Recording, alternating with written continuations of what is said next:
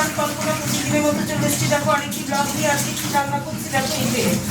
এই যে ডিমের অমলেট গরম গরম, এখানে ডিমের অমলেট করে নিচ্ছি গরম গরম। হ্যাঁ, এখানে এটা বাবুর জন্য লঙ্কা ছাড়া, এটা আমার জন্য এখানে লঙ্কা দিয়ে মেখে রেখেছি, গুলিয়ে রেখেছি। আর দেখো এখানে এসো, এখানে কি করছি, এখানে করেছি দেখো এই যে গরম গরম ভাত, এখানে গরম গরম ভাত। আর এটা করেছি এই দেখো পালং শাক, পালং শাক, পচা পালং শাক। হ্যাঁ, কেটেছিলাম কিন্তু পাইনি। এই যে আলু বড়ি ডাঁটা কুমড়ো দিয়ে একটা তরকারি।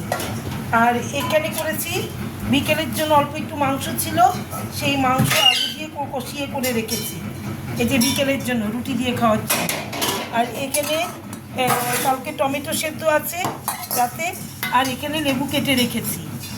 হ্যাঁ, আজকে তাহলে আমার মেনুগুলো হচ্ছে গরম গরম সাদা ভাত, এই দেখো গরম গরম সাদা ভাত, আর এখানে তরকারি পাঁচ তরকারি, আর এখানে লেবু কেটে নিয়েছি, আর এখানে হচ্ছে মাংস, রাতের জন্য একটুখানি মাংস ছিল। হ্যাঁ, আর এটা কালকে টমেটো সেদ্ধ রাতের।